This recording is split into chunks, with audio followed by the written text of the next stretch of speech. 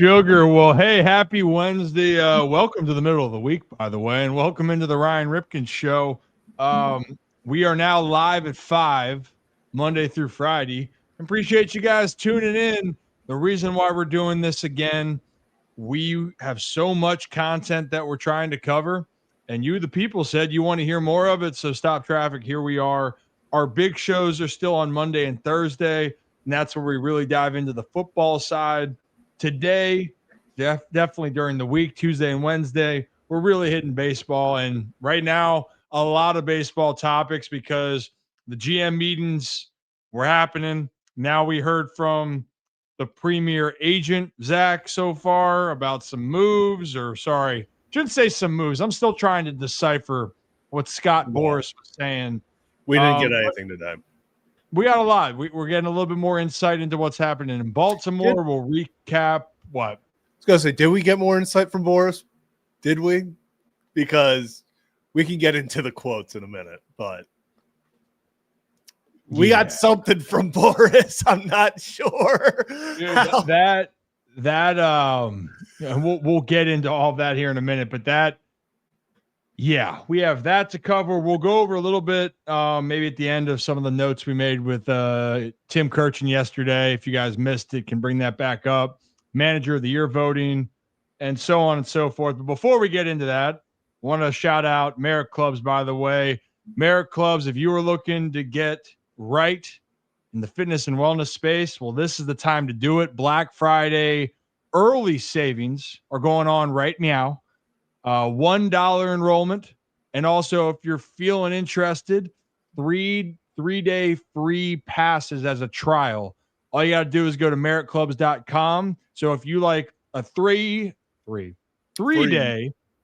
free pass, or you want an early enrollment, check out merrickclubs.com. And how do you spell $1/3-day free pass trial, Zach? MERRITT. Boom. And when I move, you move. Just like that. Just like that. We're back into it. Zach, where the heck are we starting today? I actually wanted to play a game to start because it goes into what we're talking about. I think we just rip the Band-Aid off and we play everyone's favorite game of real or fake quote. And because I'm not sure if you can decipher at times. So we'll start with this one. Real or fake quote. The fans in Detroit want the Tigers to build a Tarek Barrack. The Little Caesars are running around town saying, "Sigh. It should be Scooby Dun, right? If not, I think the fans will certainly think it's a Detroit doink." Like, I know that's a real quote, but what in the hell does the last sentence even mean? 2 sentences. Scott Boras. It's a real quote. Scott Boras talking about Tarek Skubal and the negotiations with the Detroit Tigers. If you've been following it, he is on the last year of his contract. People are wondering, is Tarek going to be traded? Are the Tigers going to extend him? Is he going to make it to free agency?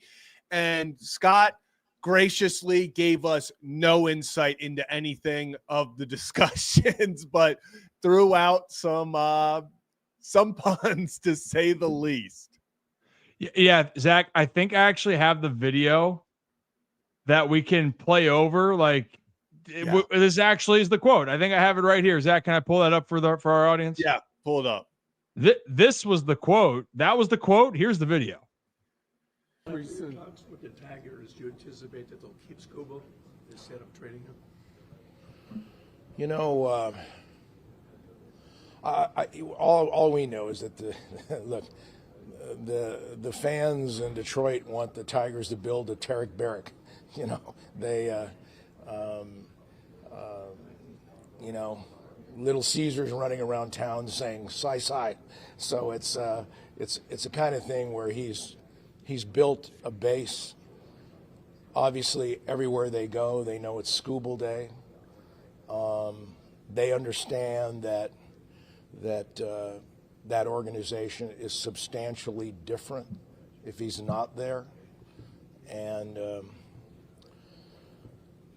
you know, when you're in these situations and you go through it, all we know is that we hear mostly from the fans, and the player hears from the fans, and it's kind of like it should be Scooby done, right?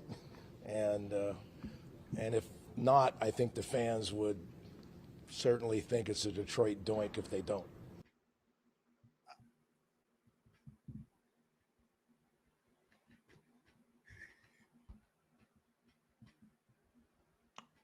There's a lot of dead silence there because I'm in shock. And that was Scott Boras today.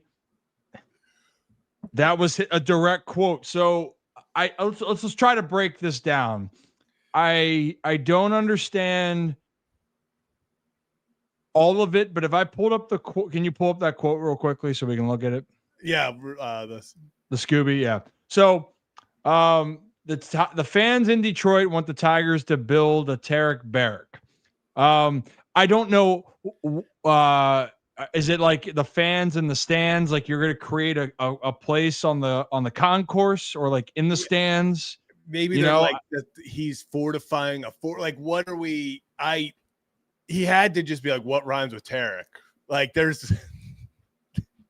Yeah, what are they going to put in the right behind the bullpen? They're going to put a Barrack. Oh, hey, come on in here. Here's Tarek Barrack. Watch that happen, by the way. I don't under the Little Caesars. That was trying to be clever, but that was too much of a stretch of saying oh, he's a Cy Young Award winner. Got it. Scooby Dunn. So you're trying to say good. I was saying you're like Scooby Doo. Yeah. Scooby for Scooble. It should be Scooby Dunn. instead of Scooby Doo, Scooby Dunn. And then if not, fans would certainly think it's a Detroit doink. He's just trying to roll Detroit a D and a D back to back there. The only like doink that I think about or double doink is what Chicago. That was something. But I understand kind of what he's saying there. So we deciphered that, Zach. So should we continue this game? So we figured that one out. That's true. Yeah. We figured that one out. Now the next one of real or fake quote. There's no doubt Pete's pursuers are primed to pay the power piper. Pete picked a perfect period to play preemptively at a primary position. A playoff parch plethora will pounce to participate in the polar plunge.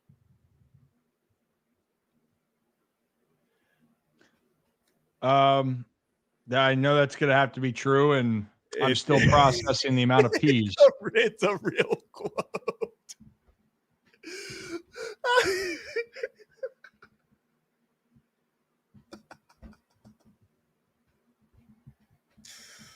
How many? Okay, can we count the peas? So we got Pete's pursuers. He said this with a straight face too. A power piper. Pete picked perfect period. Play preeminently. Primary position. Playoff parched plethora. Pounce. Participate. Polar plunge. So 21 words that begin with P in that statement over 3 sentences. That's impressive. Yeah.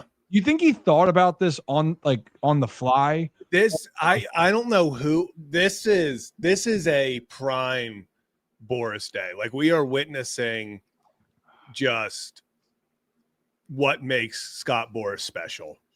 Because he is just talking for minutes at a time and giving nobody anything.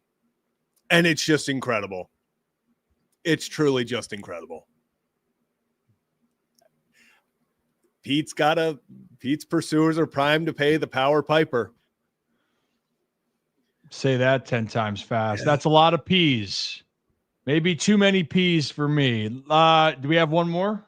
Yeah, and actually, we don't even have a quote. We just do you want to listen to it because this is So here's Scott Boras talking about Alex Bregman.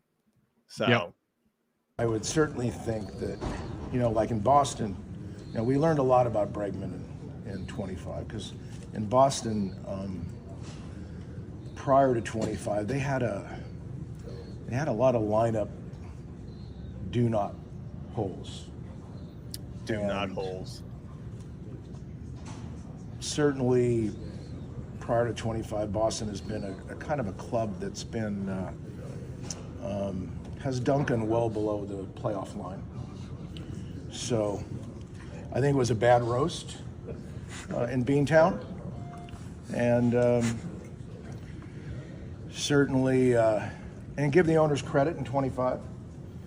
They went out and spent some Starbucks to bring in a Bregman blend that led them to the playoffs. So I'm sure the Boston fans don't want this to be just a cup of coffee. And no one wants a Brexit. No one wants a Brexit. Hey, you got to give it to him, man.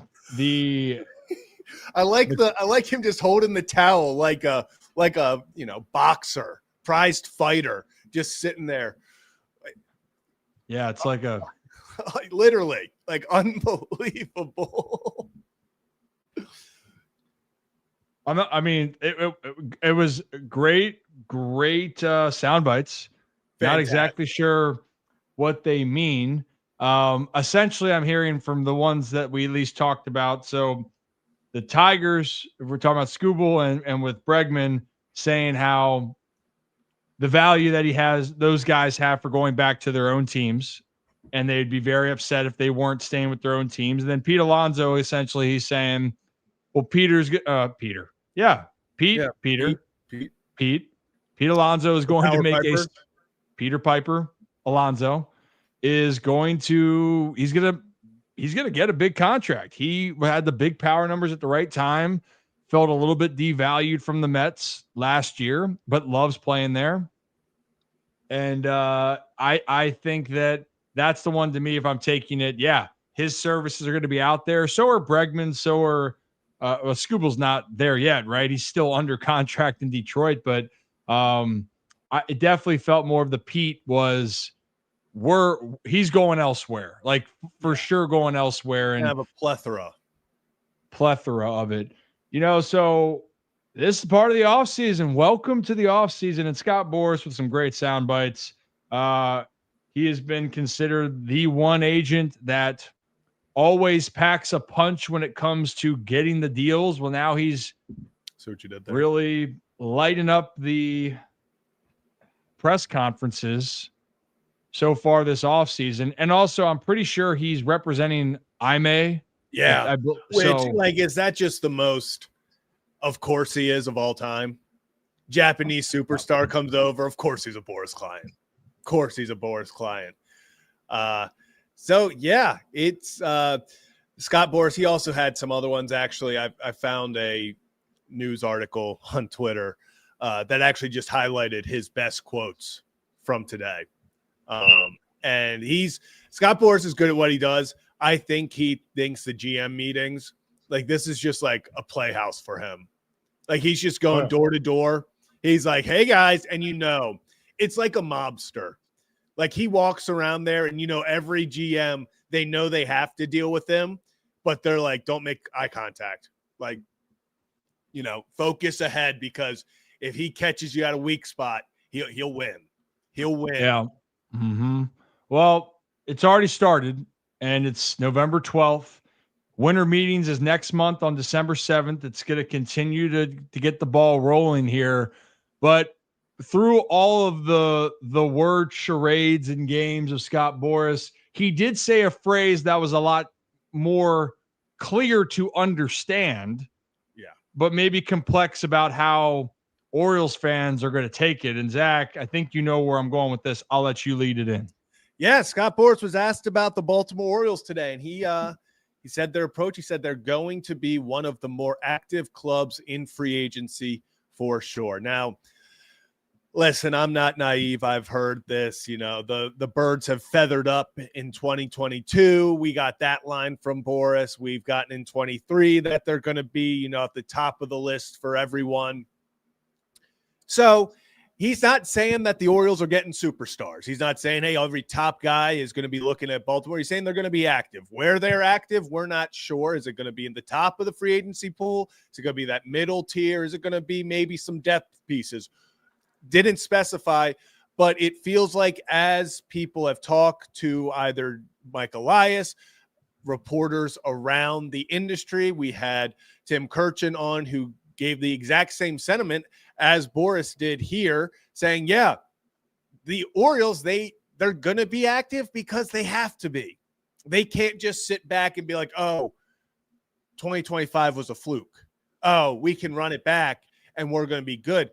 Tim Kirchin yesterday said, like, hey, Blue Jays figured it out. Like, the Red Sox are really good. The Yankees are the Yankees. Like, this is a AL East that you can't just run it back and hope, if we win 84 games next year, if we win 86 games next year, we can make the playoffs. You got to spend to compete in this division. And I think this is the year that the Orioles are going to have to dish out some money. So Scott Boras, take what he says with a grain of salt, because at the end of the day, that is probably the most powerful man in Major League Baseball. If we're being honest, I don't think it's really a debate these days.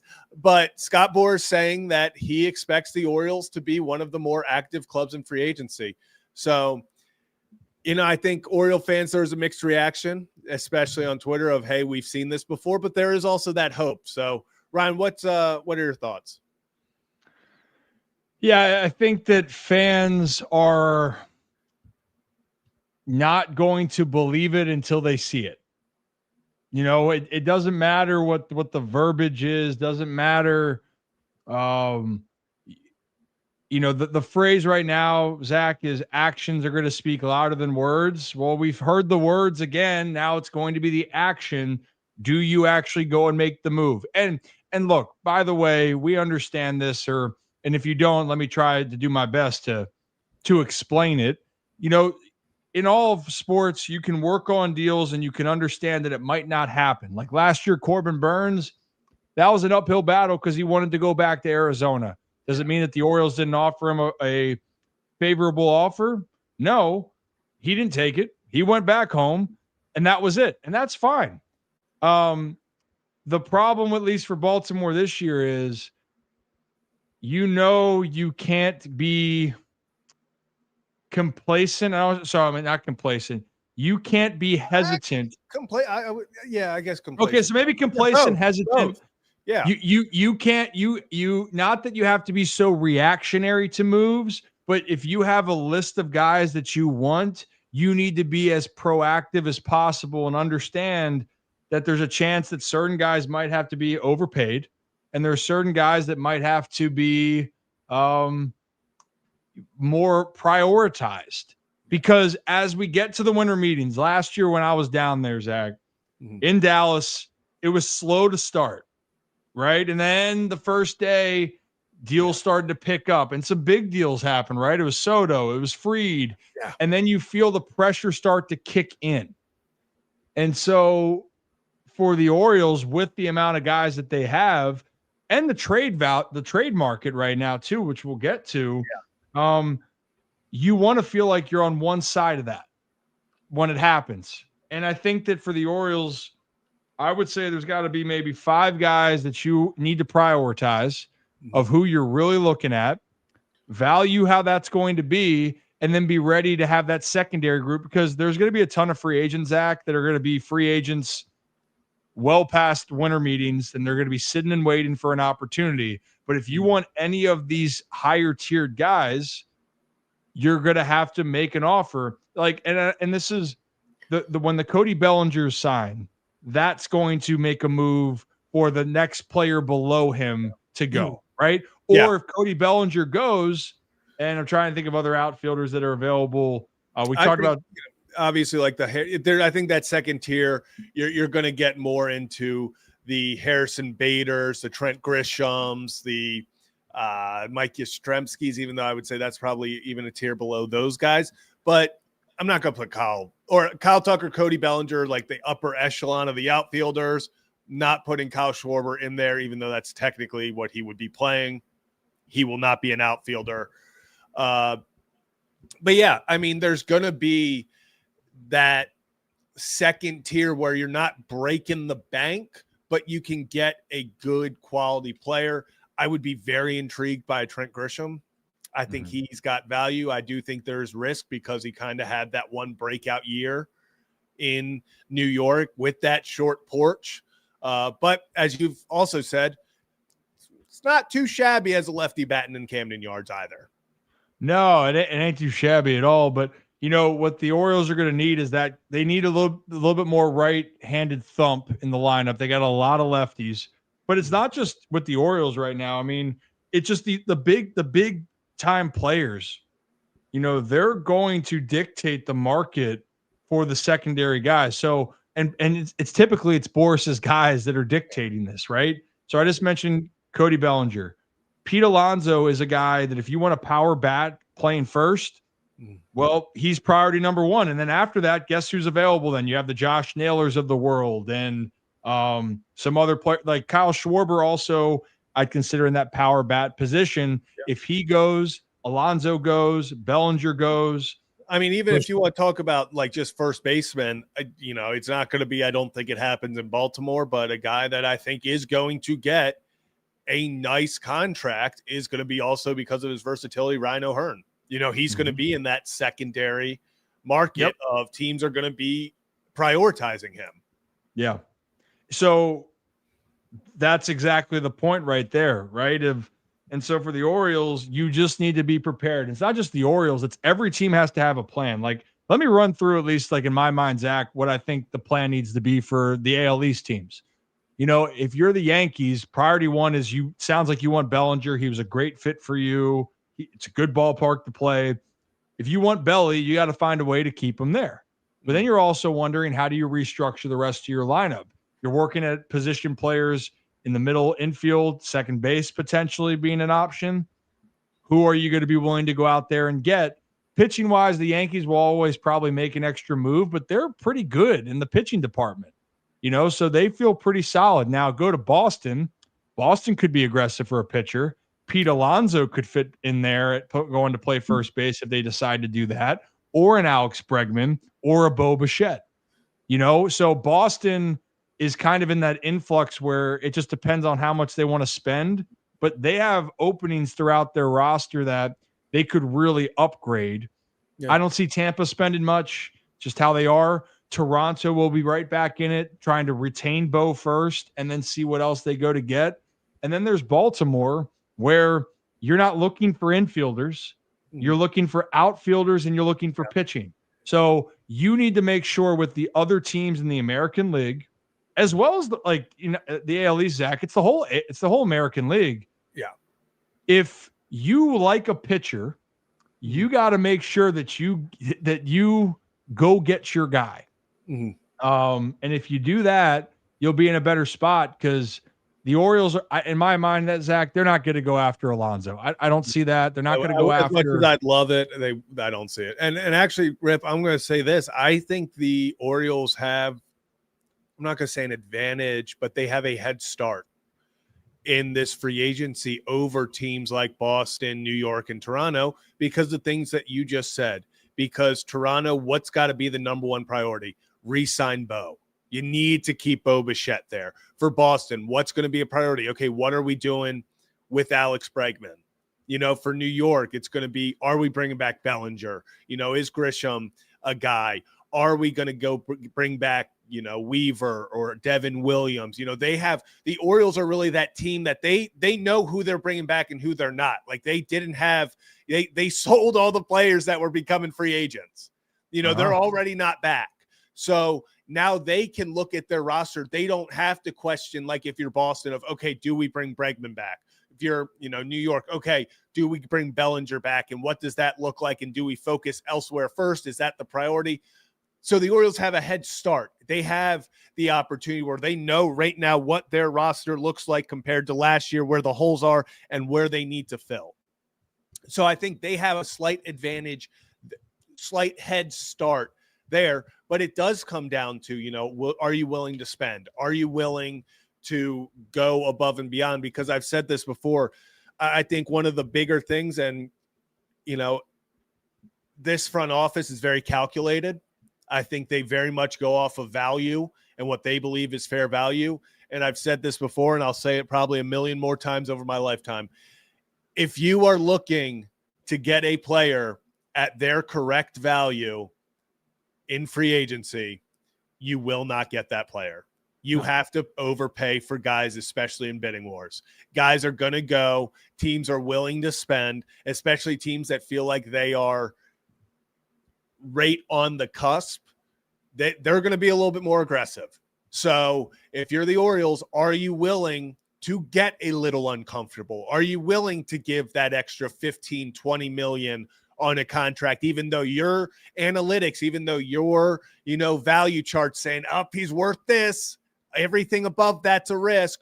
Are you willing to take that and say, hey, we want to get this guy. This guy makes a difference for us. And I think that's the biggest question that's going to be answered in Baltimore. Yeah, no doubt about it. I don't know why I want to say a boot, like the Canadian way. It's just, humor me, Zach. But the big part when you look at this, and this is kind of when I'm looking at the construction of the roster again, your question mark of your offense is going to be outfield. How are you filling out your outfield? What right-handed bats are you going to have? Because you have a lot of lefties. Jackson, Adley's a switch hitter, Basayo, Gunner, Cowser. You have a lot of lefties right now already available. Dylan Beavers on top of it.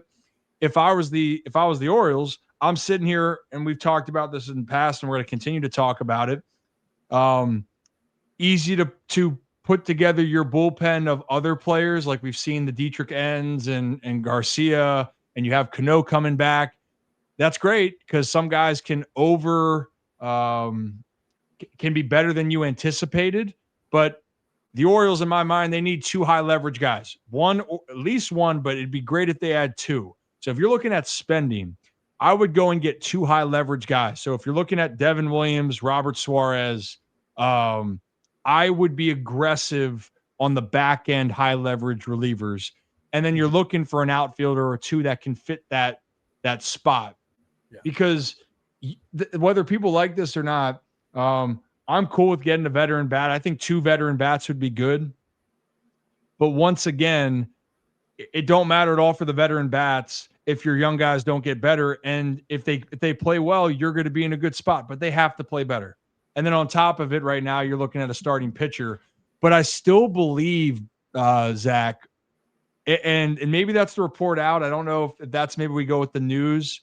If we're saying you want an outfielder and you want an outfielder that's a right-handed hitter, there's one that might become available if he chooses. And that's Mr. Byron Buxton right there. So this move to me, Zach, really has me interested. First off, that I've told you the story about Byron Buxton in the Under Armour All-American game with him. Yes. But would you like to enlighten the Yeah, so those that don't know, Byron Buxton and I were same high school class, 2012. We played in the 2011 Under Armour All-American game going into our senior year. And I misjudged how fast Byron Buxton was in center, meaning there was a blooper, and I was on first base, and I was trying to get off a little bit. And I wanted to make sure I was getting far enough in the middle so I could make it to second and not be out. And so that ball's hanging up, and I go, okay, I got to get off a little bit. And Byron Buxton just glides to the ball, catches it easily, and throws a missile to first. Now, they called me safe, but upon review, which you couldn't review because it's high school All-American game that don't matter, your boy was safe. But Byron Buxton did hose me. But the one thing that I noticed with him being at that game, the talent was off the charts. Now, I know what people are going to say here, Zach. Byron Buxton's been hurt a ton. And he Yes. has. Like that's been the Achilles heel for Byron Buxton. But I got to tell you, man, if you're looking at a right-handed bat that has an impact like him, and for the deal it has, I'm going to pull up his contract. This gets really interesting. I'm not saying even for Baltimore. This guy's going to be in demand if he waives the no trade clause. Yeah, and I mean, like, let's say what it is, call it like it is. When healthy, Byron Buxton, when he steps on the field, there are very few players that you can point to and say he's a better baseball player. All around, Byron Buxton is one of the best baseball players the game has to offer when healthy. And that's what scares the crap out of me, because he is a guy that you have to look at and say, okay, yes, he can take this lineup to the next level. But here's what's scary. 2025, 126 games. And you might be thinking like, dang, didn't even get to 130. That's the most he's played since 2017. 102 games in 24, 85 games in 23, 92 in 22, 61 in 21. I'm not going to count the 2020 season. 87 in 2019. 2018 he played in 28, and then 2017 he played in 140. As much as I would love to get him, I don't think the risk is. It all depends on the deal. It would all depend on what we have to give up, because I think that we talked about risks. That is a risk that has the highest potential that you maybe have on the market, because let's say you get 130 games out of Byron Buxton. That's probably worth 7-8 wins right there. That's a guy that, especially, we've sat there and talked about, okay, how do you put the lineup? You put Byron Buxton at 1. Maybe you go Westy at 2. Maybe you decide, okay, because Byron's a righty, we're going to go Gunnar at 2. Maybe it's Adley back at 2, and then you have Gunnar at 3. You have Westy at 4. That top of the lineup suddenly starts really forming together. Maybe you go, hey, Byron, we know you're an incredible leadoff hitter, but because of how you are, we want you in the 3 or 4 spot to drive in runs. You have that versatility there because he's one of the best in the league at doing that. Everything points to him being the perfect player and perfect superstar because he is a superstar. He's the perfect superstar to join Baltimore. But that health is like it. We already got Tyler O'Neill where it feels like you're banking and hoping for 100 games. I think it gets risky there as well. So, as devil's advocate, that's what really, really scares me there. Well, and so this is the thing for me is I'm not even talking about the O's here. I'm just saying in general, using the O's as an example, he's the perfect guy to add to any lineup, especially if you need outfield help. And he takes you to that next level every game he plays. It's just how many games can he? You want to talk about a risk, and we're talking about taking a risk, but a risk that actually could put your team from here to here.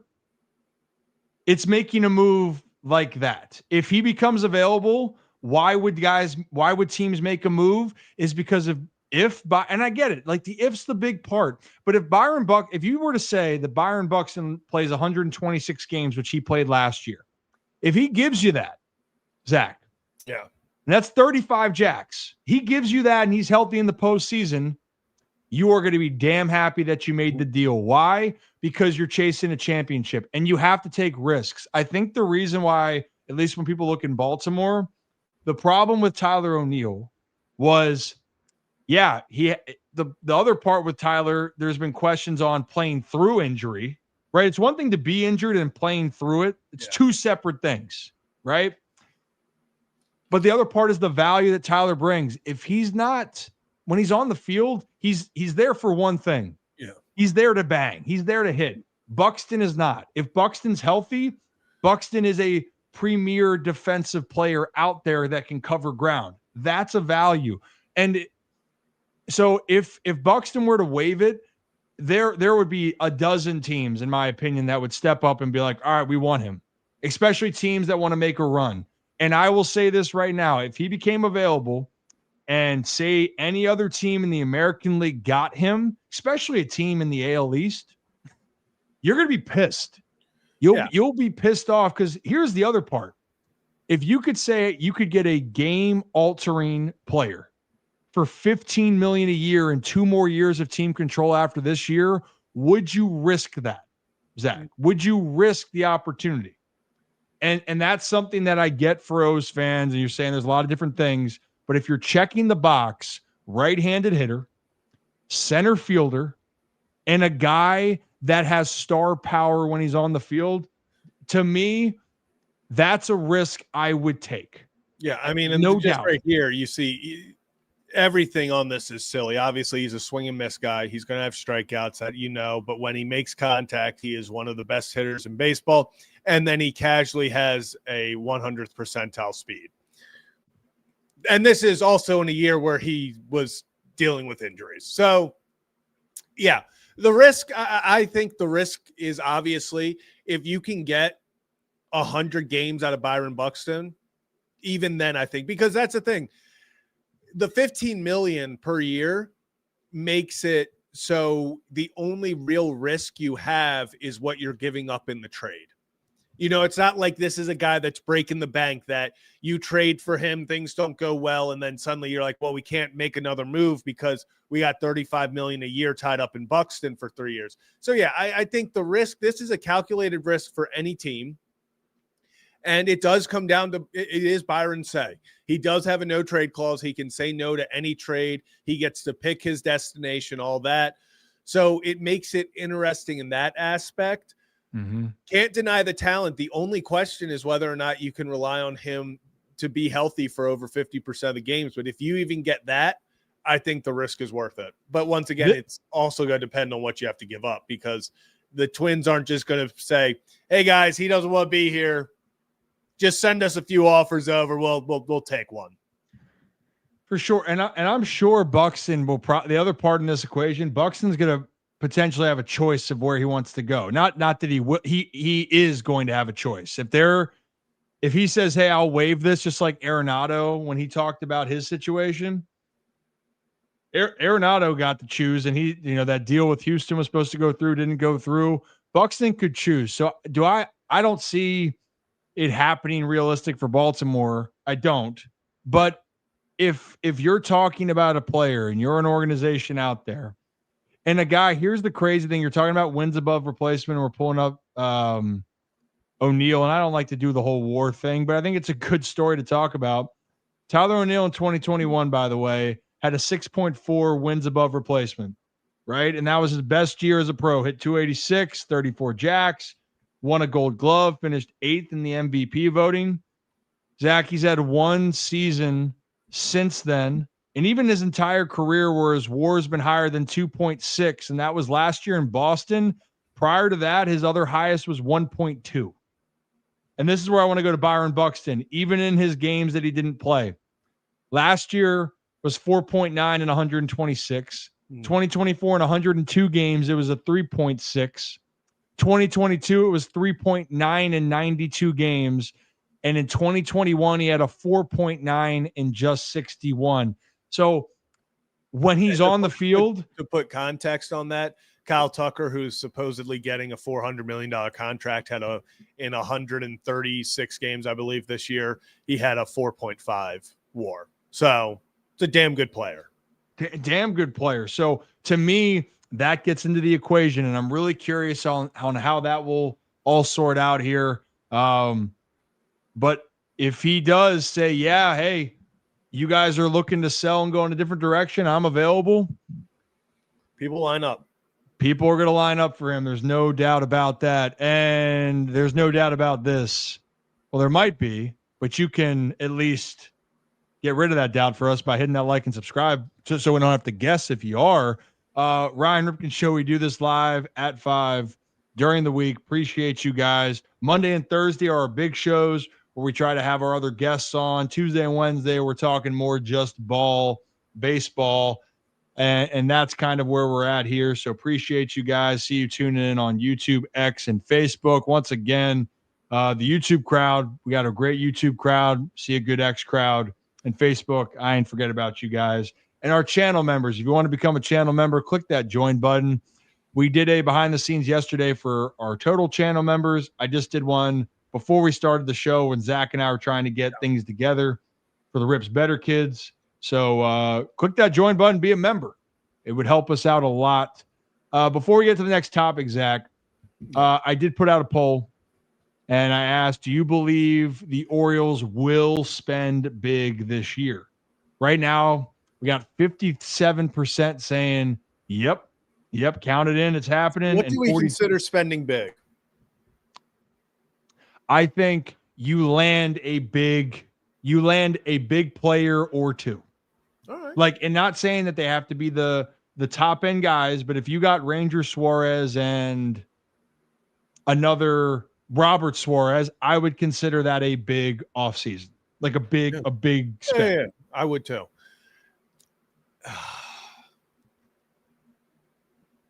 I'm going to go with what Tim Kirchin said because I do believe it's true. I'm going to say yes because they have to.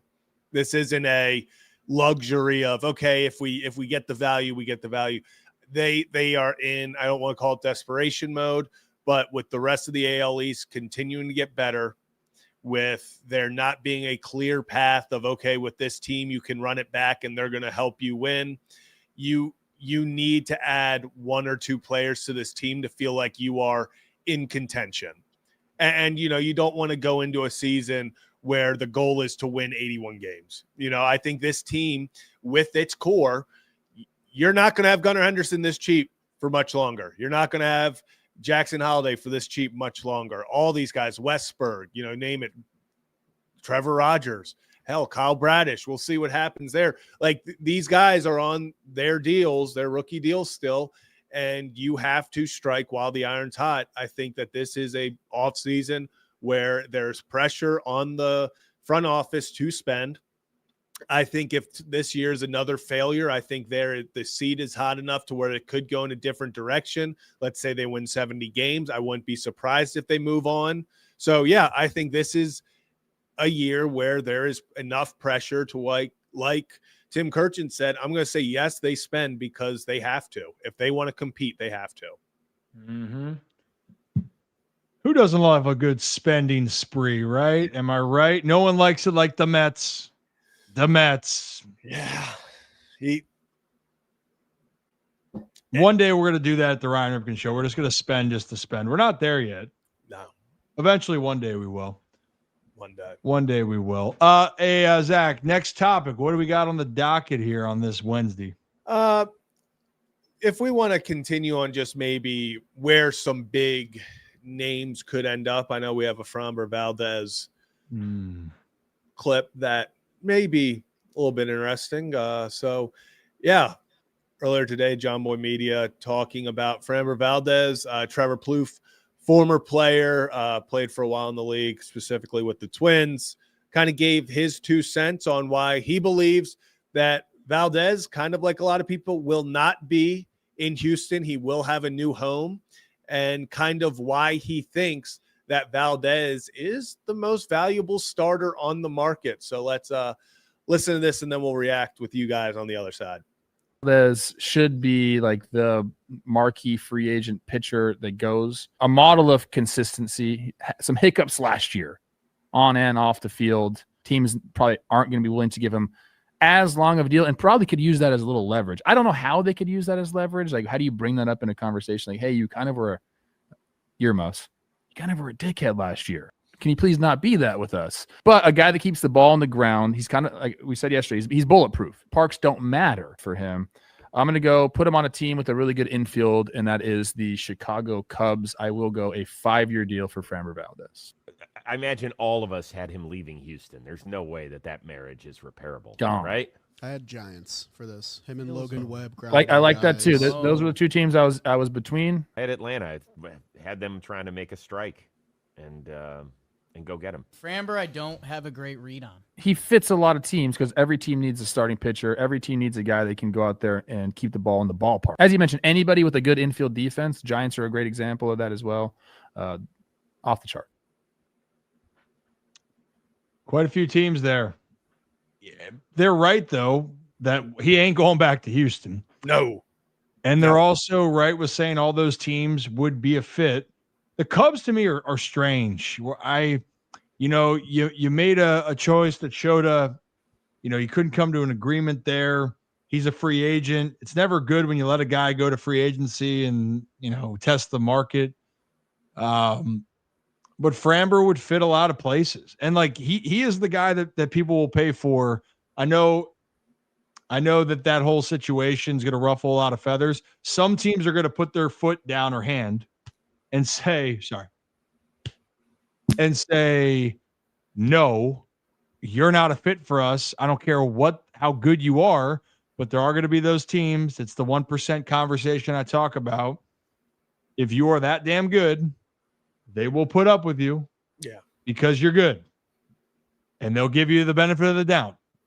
So teams will pay for him because he's really good and he's good at what he does and he is dependable.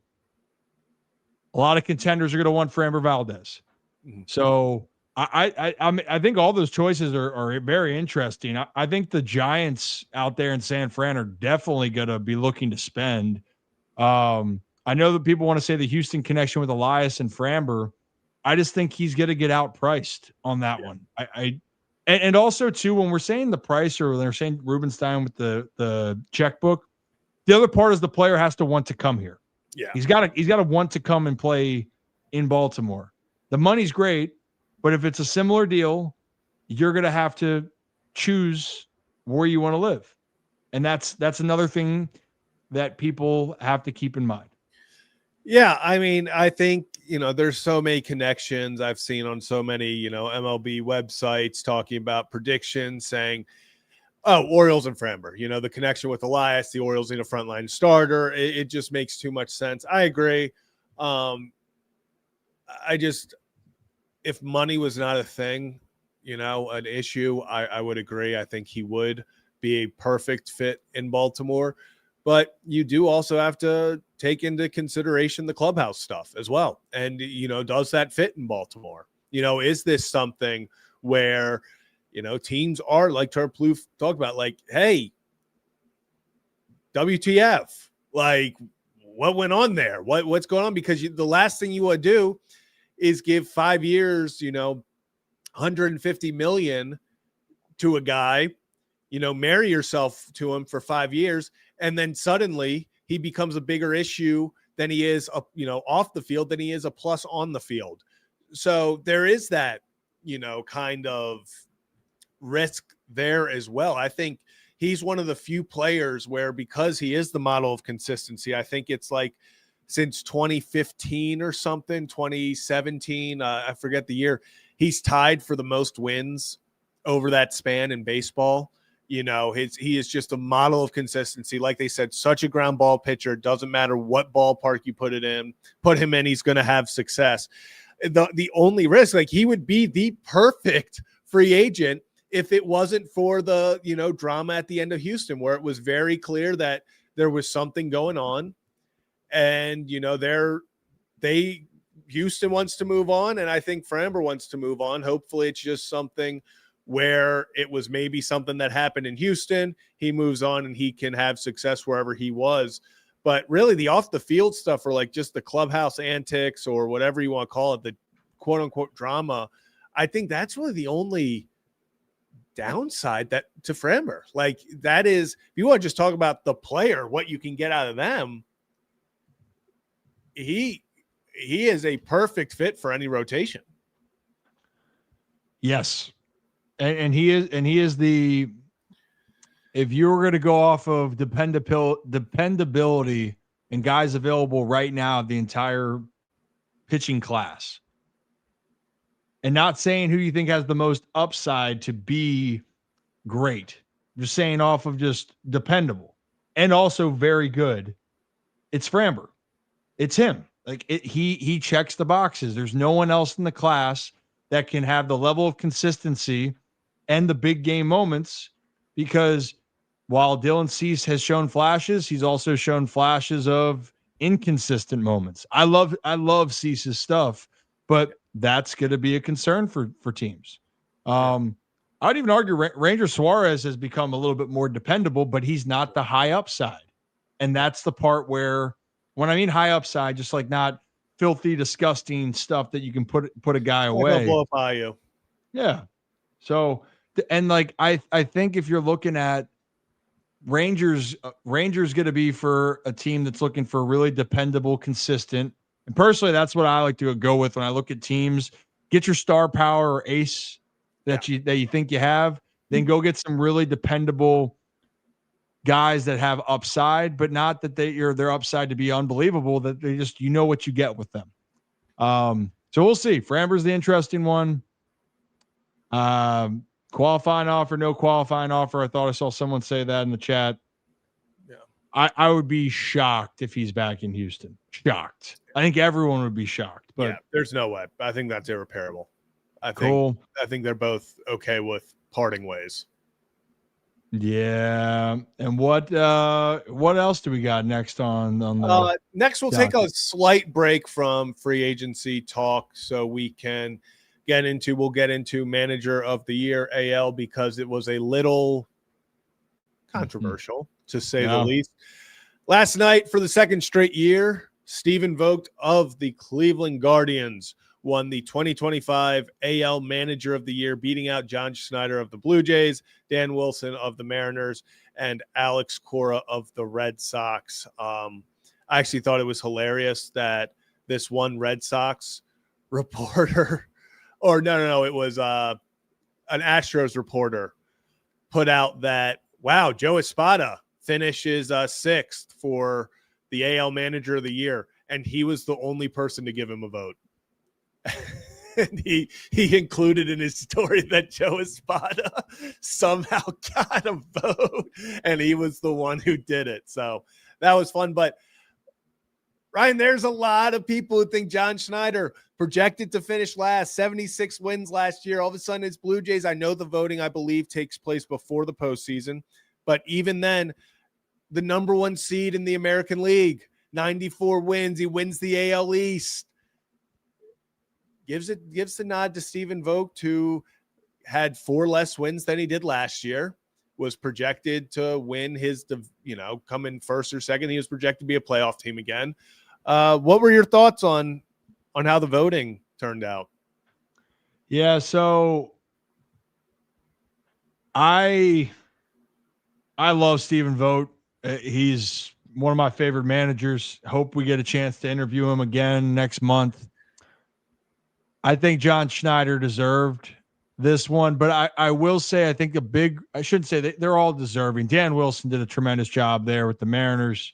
Cora, Hinch, Espada, like all, the Astros, maybe they fell off, but Hinch and Cora look like everyone you could make a case, but I still think Wilson, Schneider, Vogt, those are the top 3. No doubt. I thought Dan Wilson could have got even more love, to be honest, if we're going to talk about it. But I think why Vogt got it, I think definitely what transpired this year with Clase and Ortiz going on the restricted list. And then on top of that, the team then kind of selling, they're not buying at the deadline. And so they weren't even considered being in it. And yet they got hot. I think that all of that, Zach, I think boosted him again, because the Blue Jays ended up just being good from start to finish. So I think people undermined what their struggles were last year and thought, oh, well, we just misinterpreted that the Blue Jays are a good team. They still weren't a top pitching ERA team. They still weren't the best defensive team, but they were really good situational hitting the baseball. John Schneider, I think, should have deserved a little bit more love, but it really came down to, Zach, what happened in Cleveland during the year. I truly believe it. And quite frankly, that is worthy of winning the AL Manager of the Year for what you dealt with. But I think people too much just downplayed how bad the Blue Jays were supposed to be, and them winning the AL East and being the 1 seed. I think people just didn't give that enough credit. Yeah, I agree. I think Schneider probably should have won it, but I understand why Vogt got it, because, like you said, how he navigated the Clase Ortiz thing. I mean, when you lose your all all-world closer middle of the year for what you believe is kind of no reason, meaning like it's not like an injury. It's not like, oh, we traded him and got prospects back. He's just gone. He's gone. Also with Ortiz, yeah, I think it really, that final, they had like a 1% chance, 0.1% chance to win the division, and they come back and do it. Like it just, I think I understand. I don't think I think there are arguments for both of them. I really like Stephen Vogt. I mean, obviously we've talked him on the show here, but I think you could have gone either way with this. I know people are obviously upset, especially in Toronto, that Schneider didn't get kind of the recognition he deserved. And hey, he deserved to be 1 or 2 this year. What he did was incredible. But yeah, I think it kind of, like the Blue Jays just took care of business, very under the radar all season.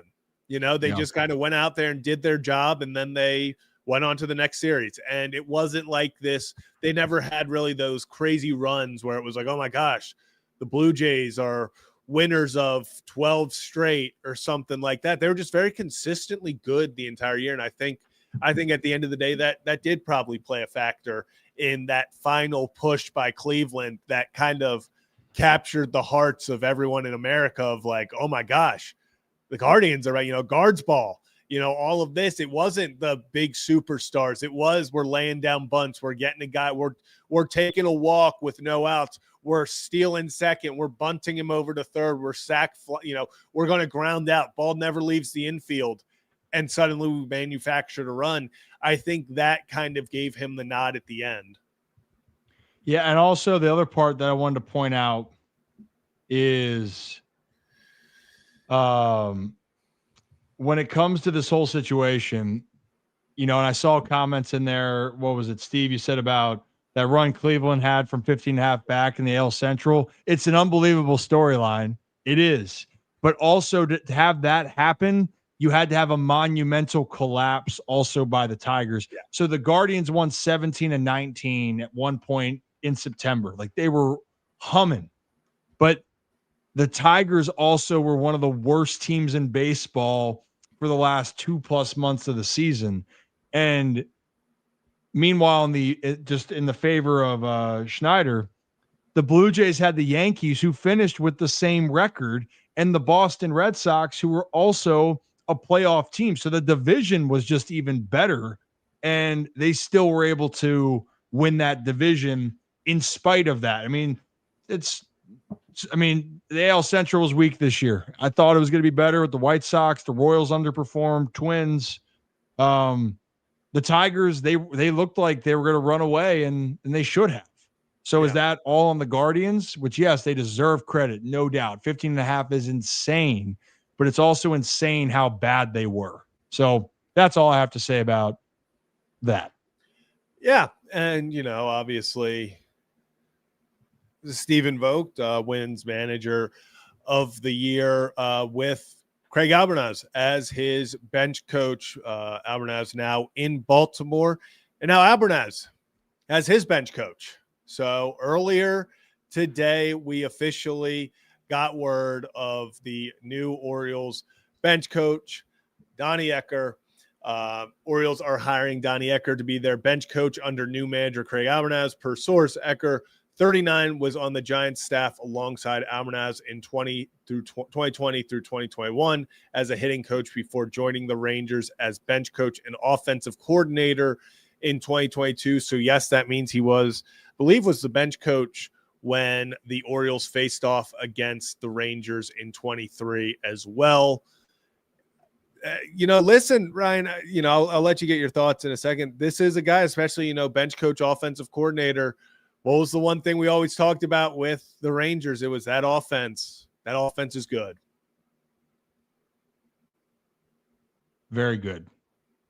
Very, very good. And the one thing, clearly, Albie is bringing in his own guys, right? And I love it. Like he's having his imprint. He's getting his choice of players. And we're gonna wait to see how it all unfolds. Like we really don't know how it's gonna unfold, but Rangers, dangerous lineup. They were inconsistent this year. Like they whether it was some injuries, they underperformed this year, no doubt about it. But there is a continuity. I think above anything, Zach, and not that the Orioles staff didn't have any continuity. That's not what I'm throwing out there. But when you're bringing in a group, you want to bring in a group that you feel the messaging of what you're bringing to your ball club is going to be aligned, both defensively, offensively, and as a unit. So bringing in someone that you feel fits that mold, that's your goal. Now, once again, I don't want to dive so much into it because you have to see how this goes. You know, in the previous years, what I think where the Orioles were a little bit hindered, Zach, they're, and I said that I not alluding to, but maybe I am a little bit. There was discontinuity, obviously, with the coaching staff because it didn't stay. They got rid of Freddie Gonzalez. You added a different bench coach in Robinson Chirinos. You had bullpen coaches leave in the past. You've changed even pitching coaches, all under this time of Brandon Hyde being there. So there was a lot of change. And it makes you wonder a little bit about could that have created more stress? And I 1,000% believe it did. Not that, again, it's no knock to those guys. It's just that's the reality. Now, one name I'm still waiting to hear. Well, Frenchie's going to be back as the pitching coach, I believe. I think. Buck Britton. That's the one I'm waiting to hear. Yeah, I think we all are. Yeah, and if I were to be a betting guy on that, I believe the answer is yes, he will be. And I think that's a guy. I said before, I think Elias is going to let Albernaz pick the majority of the coaching staff. I think, obviously Elias is going to have final sign off on it and all of that. But I think Albernaz is getting his guys. But the one guy I kept saying where I was like, yeah, I could see Elias and them stepping in and being like, hey, we're keeping Buck. This is a guy this isn't someone who came from a different organization, was here for, just 1 year on the major league staff last year. And then it's like, okay, it didn't work out, whatever. He's a guy that's been in this organization and worked his way up through, we talked about Joe Madden yesterday, working up the, starting low and working your way up. A lot of people thought, honestly, Buck Britton would be the successor to Brandon Hyde. I think, quite honestly, I think if Brandon Hyde got 2 more years, 2-3 more years, and then something happened, I think Buck would have been maybe the prime target. But I would love for Buck Britton to be back in Baltimore. I think the connection he has with the players, especially as we talk about Albernaz, something he is so good with is the connections, is, being able to create that just locker room, kind of connection that I don't know where I'm missing the word I was going with, but just his MO has always been, he's a people person. He's someone that you meet him and he changes the way the locker room is run, just everything about him. So then you get Buck Britton, who also has all these connections and has been with these players throughout their minor league careers. I think that is a big, big plus. I think it'd be a mistake for him not to be in the staff for all the reasons you said. And also, I think when you have a young nucleus of a coaching staff, Buck fits right into that narrative too. And you get to learn and grow. And also he can help be a almost a buffer in the sense of helping some of these coaches coming in, including Albernaz, understand how these guys work. So it makes the perfect sense in the world. I got a lot of faith in Buck. I love Buck. He was one of my favorite managers. I told you this, Zach, and anyone that didn't know, Buck was, I was on Buck's team, his first team he managed in the minors in 2018. And then he was my manager again in 2019 in Double-A. So really a great feel, great sense, players coach. He'll jump you when he has to. So luckily he didn't do that to me too much. Some other guys, man, oh buddy, I can get one of my former teammates on. We can reenact that one. It was on a ball that I hit for a double, and Buck didn't feel like the guy was running hard enough to get me the RBI, and oh sugar. Still got the RBI though, by the way. Had 3 hits that day. Flex. Not a big deal. But if you know it's also not a big deal, just to hit that like and subscribe button. Do this live at 5 here on YouTube, X, and Facebook. And also, we're putting this on Spotify later on and Apple, wherever you get your podcast. Give it a listen. Have a good time. Have some fun. And become a channel member, too. Guys, we appreciate it. We appreciate you guys. We want to continue to do this. We believe that we're rising in this area. And we have a great Rolodex of guests that we have on here. So you don't want to miss that as well. So joining the channel membership, want to give you guys more access, but also helps us help you. So thank you guys. We got a couple last topics, Zach. Do we want to dive into? Do we want to talk about the rumor from Pittsburgh? Yes. Yeah, let's talk about it because this is the craziest thing. We don't have anything to pull up, but we do have to talk about it. There's a rumor that, according to an anonymous teammate, Paul Skeens wants to play for the New York Yankees, and he has made it obvious, and it's not a matter of when, it's if, and he wants to go to New York and all of this stuff.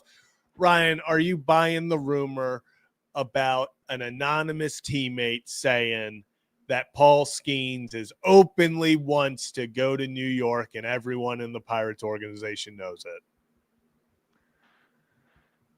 Well, I love me a good anonymous source. I love that it's so anonymous that, and you have to stay anonymous because it's such a big secret. Because if you had to attach your name to a report, what that would cause, I could go on a rant about this. My big thing when we're on here, Zach, when I talk and say things, I would not say anything on this mic that I wouldn't say to anybody out there. Mm-hmm. So anyone that's saying, oh, I have an anonymous, can't give away my sources. No, I don't like that game. Yeah. Because I don't fully believe in that the Pirates are going to do this. This feels like a very trust me, bro type of source. Well, and like, look, per sources is like the code word everyone throws around here. But here's the reality of this.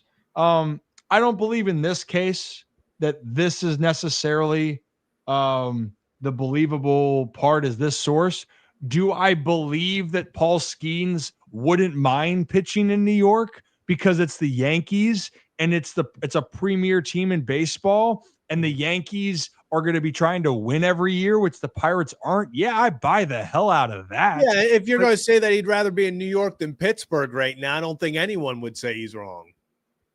No, I mean, dude, any player on a team that is not playing well, of course you're going to have the feeling of wanting to make it with that team and turn it around.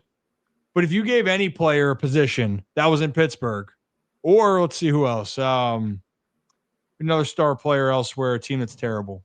Why am I blanking? What kind of team, or like how bad? Like White Sox, Rockies? Like, are we thinking like that bad, or? Yeah. Oh, I mean, those are bad teams. But any of the teams that aren't like constantly competing to win. If you ask them, hey, if you want to go, might trade you somewhere else because it's a good deal for us and you get to play meaningful baseball. Every player would go, hell yeah. Oh, I get to get paid, and now I'm going to go play where I know I got a chance at a World Series? Hell yeah, because right now the Pirates don't. Yeah. They don't. So I'm not buying this anonymous source saying this, but I do buy the fact that would Paul Skeens want to play in big games? Yes. Yeah. Could Paul Skeens go to the Yankees? Of course. He could go to any team if the Pirates made him available. If they were to make him available, because his value is so high. I just don't know if any team can afford him, and that's what the Pirates are going to have to deal with. Yeah, I just don't. Even if he's made available, that asking price is so astronomical, it's unreal. First and foremost. So am I buying that, okay, Paul Skeens would rather be on a perennial contender than the Pittsburgh Pirates, who are just refusing to spend? Yeah, I'm sure he would love that. I'm sure he'd kick the door down if you're like, hey, Paul, walk through that door, like you get to be on a team that's actually you can play meaningful games. You'd go straight through the door. But also, all we've ever heard about Paul Skeens is how great of a leader he is. And he's a clubhouse guy, and he's someone that gets this team motivated and all that. And to be honest, that kind of directly goes against and contradicts. I don't know if he's a great clubhouse guy, and you can say that if he's also going, yeah, but I'd love to play for the Yankees. Ain't gonna say it. Well, and they'll never say it out loud. And here's the reality, like I've told you guys in sports.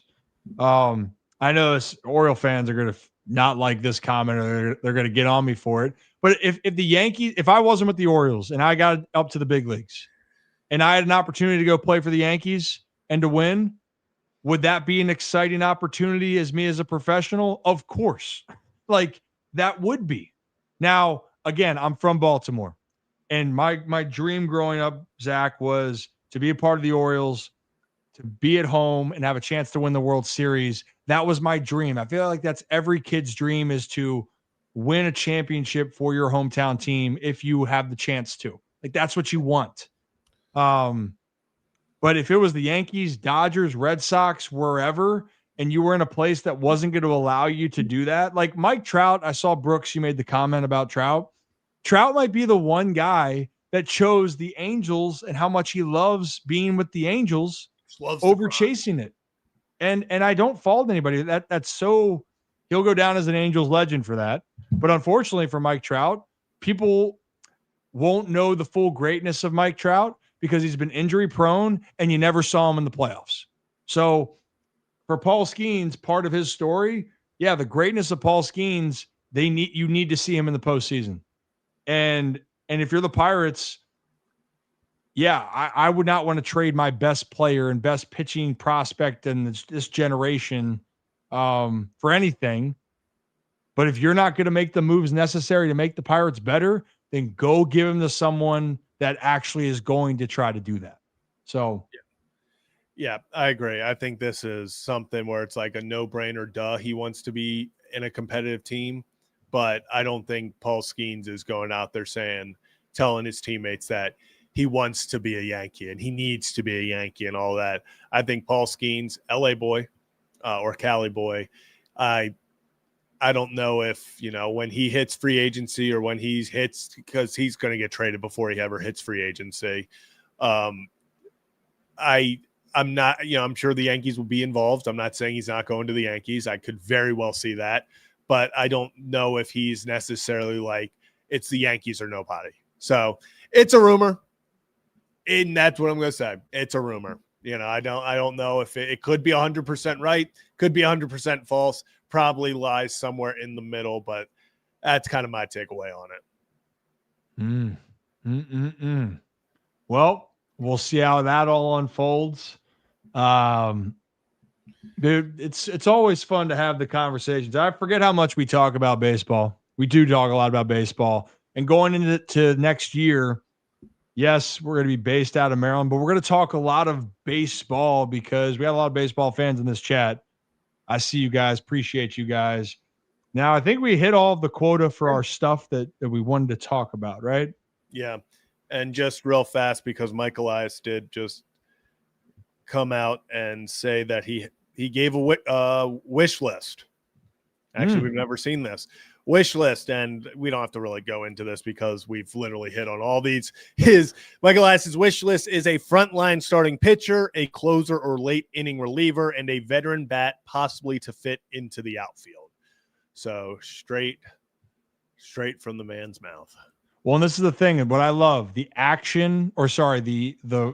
verbiage, the words are great. Yep. Now the action for fans to believe it. I do believe they're going to be aggressive. Shocked if they won't, but now it's about the action for it. And it's interesting, Zach. Everything that Michael Elias just said, I think is exactly what we've been talking about for a lot of period of time. Oh, outfielder. Oh, you want two relievers, high leverage guys?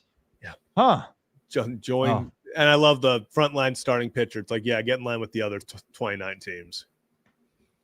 You know what? I actually don't like those types of guys. Personally, I don't want to. No, I don't want a frontline starter. Why would a team want a frontline starter? No, why would you? Why would you? Well, before we get on out of here, we did want to, at least for the vibes, Zach. We're going to talk more football tomorrow with a little baseball talk, but football tomorrow. Jameis Winston's going to start. It seems like for the Giants, and this helps you get over the hump. Zach, do you have the clip of Jameis Winston just being Jameis Winston? I want fans to know that I'm going to do my best. Obviously I'm going to have fun, but I'm going to execute, have a surgical execution, and just play ball, man. Like, this is something I've been doing since I've been 4 years old. Now I just get to do it in the greatest city in the world. I'm going to be saying it with my son. It's the greatest city in the world. Yeah, that's a Hamilton reference if y'all don't know. Yeah, 10-year reunion. Maybe that's why Paul Skeens heard that and he was like, "Oh, New York." That's it. I right love there, Jameis Winston. Dude, how can you hate that guy? he eats W's, and he gives you the best snow performance we've ever seen, ever. That was that interview. Get to play in some snow. Gosh, the chariots ready for battle. We need more of that. Bring that back. I'm so happy that he's starting over Russell Wilson because it might not go well, but it's going to be a hell of a lot more entertaining because he has no issue just throwing that rock as far as possible and hoping for the best. Somebody's catching it. You don't know which team when Jameis throws it, but someone's catching it. I would say the Jameis experience is one of the top experiences in all of the NFL. Experience. I would even put that in the top 3, and that includes watching Lamar Jackson play football. But that's on the positive side. Yeah, because that's an experience. But the Jameis experience is exactly what you're right, or what you said. You don't know what you're going to get. Life is like a box of chocolates, or the Jameis Winston experience is like a box of chocolates. You'll never know what you're going to get, and that's the beauty of it. Before we get out of here, the last poll I put up, Zach, do you like crepes? Those little very thin pancakes, Yeah. You a fan? Isn't that a movie line? Yes, it is. I was going to say. Just say, that was crepes. Talladega Nights. There we go. I was going to say, it's definitely like a Will Ferrell movie. Yeah. I was going to say, it's got to be. You know what? I might just start making polls of just some of these remarks and just see if they get picked up. But do you like crepes? Or he said, I will, I just want you to say, or I'll break your arm, essentially. Just say, you like crepes. Don't you say it. And wait a minute, those really thin pancakes? Oh my God, I love those. Well, how about you just say, I like really thin pancakes? I think that's a fair compromise. Break it, Pepe Le Pew. What a movie. What a game. What a sport. Guys, hit that like and subscribe button. Ryan Ripken Show. Appreciate you guys. And channel members, click that join button. Have some more content coming your way on there. Appreciate you. You guys rock. I'm going to hit the music, Zach. Boom. Bum, bum, bum, bum, bum, bum, bum. As always, here on the Ryan Ripken Show, we appreciate each and every one of you. Have a day, have a night, have a great stinking rest of your Wednesday. Once you get over that hump, come join us. Come join us tomorrow on Thursday's show for a brand new edition.